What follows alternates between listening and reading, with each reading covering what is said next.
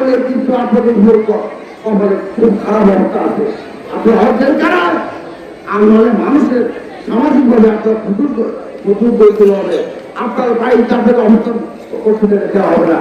আপনার বাড়িতে আপনি থাকতে পারবেন না মাদকের ব্যবসা করেন। মাদক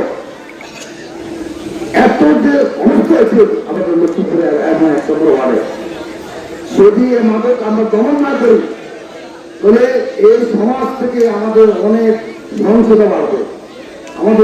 আমাদের ফ্যামিলি সামাজিকভাবে এটা অনেক রোগের মতো আপনার ব্যাধি হিসেবে সংক্রমণ হবে।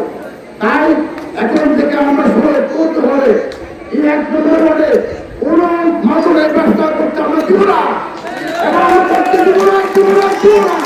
আমরা সামাজিকভাবে সবাই প্রতিরোধ করে চলবো, এবং আমাদের যারা মাদকের ব্যবসা করে সেবন করে তাদেরকে আমি অনুরোধ করতেছি আপনারা এটা বন্ধ করেন, না হলে কিন্তু আপনাদের কোম্পানি খুব খারাপ অবস্থা আছে। আপনি হচ্ছেন কারা?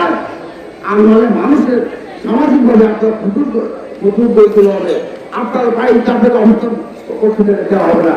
আপনার বাড়িতে আপনি থাকতে পারবেন না মাদকের ব্যবসা করেন। তাই এটা ব্যবসা বন্ধ করতে হবে।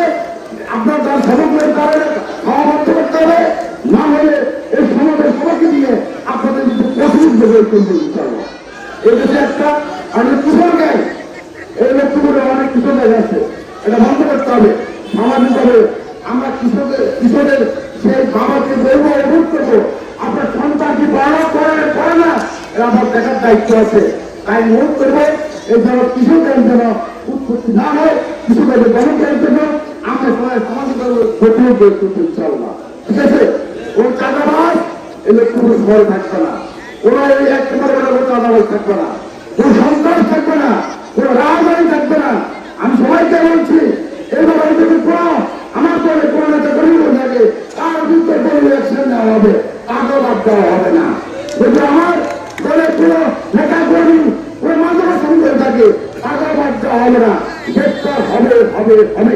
তাই আমি মনে করি আপনারা যারা এখানে আছেন আমরা সুন্দর সুস্থভাবে আমরা এই এলাকার পরিবেশ সৃষ্টি রাখতে হবে, আমরা শান্তি রাখতে হবে, শান্তিতে সবাই বসবাস করতে পারে, যেন আমাদের মা বোনেরা শান্তিতে থাকতে পারে এবং বাজারে তাদের বিভিন্ন কাজে যেতে পারে। কোনো দুদিনকে আমরা প্রস্তুত দেবো না, আমরা সামান্য প্রস্তুত করতে